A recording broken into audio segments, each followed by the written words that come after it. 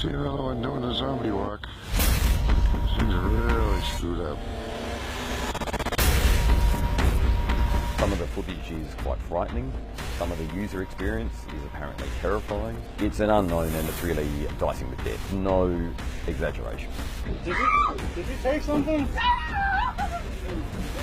What you're seeing is not the latest in a long line of zombie movies.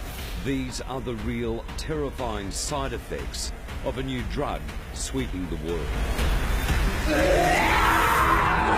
They call it the zombie drug, Flakka, gravel or bath salts. It's on the spectrum of the worst of the worst.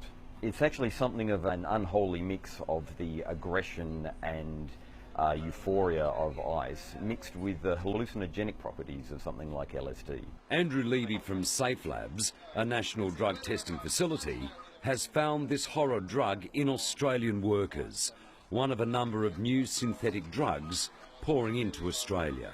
There are hundreds and hundreds and hundreds of these drugs, many of them largely unknown to science. We see some of them for the first time at post-mortem.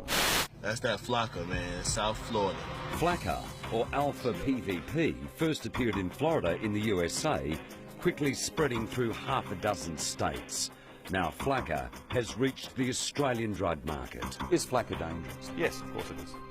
Is it a killer? Oh, it's killed people. It is a drug that is associated with overdose and indeed deaths. Dr David Caldecott is an Irish emergency consultant to the Calvary Hospital in Canberra and an expert on designer drugs and their impacts. The particular hazards associated with this group of drugs are largely cardiovascularly. They raise the blood pressure, they increase the heart rate. They do also change behaviour, so people will do things that they might not otherwise do. They might not even know that they're doing them.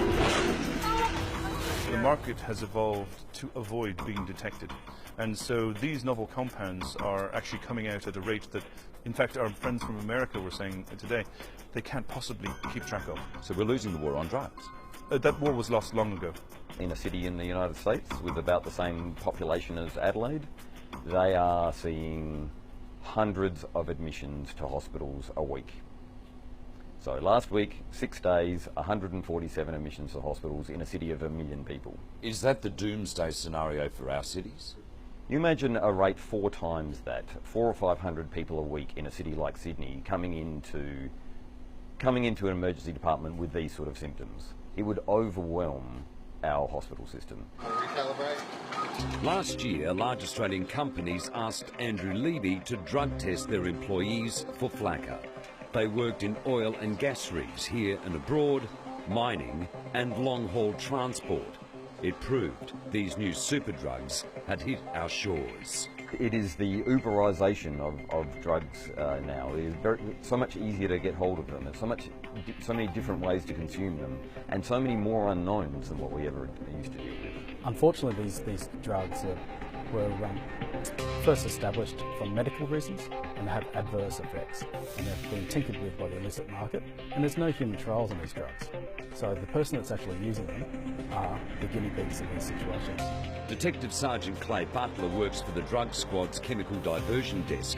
He saw a spike in Flakka busts in 2014, but it's now being sold under so many different names. In particular, alpha PVP, it's often purported to be another drug. It's not actually sold as alpha PVP or gravel. We've had it sold as ecstasy and other drugs. We've had it even sold as synthetic cocaine. And our drug worries don't stop with Flakka. 3,000 new psychoactive substances are already on the world market, many available on the internet. In some cases, they're not illegal yet and are not stopped at our borders, turning up at music festivals and rave parties across the country. We had 6 deaths in Australia last year. It will be very hard for us not to double that this year. You're kidding? No. More than a dozen people? Yes. While these new synthetic drugs like Flakka haven't taken Australia by the throat yet, health experts have called for an urgent stand by all governments, police and health authorities to stop it before it's too late. Otherwise we'll end up as we've seen with ice. It becomes a huge problem. We talk about it for years and then we try and get something done. And then something else comes along that's 10 times worse. Indeed.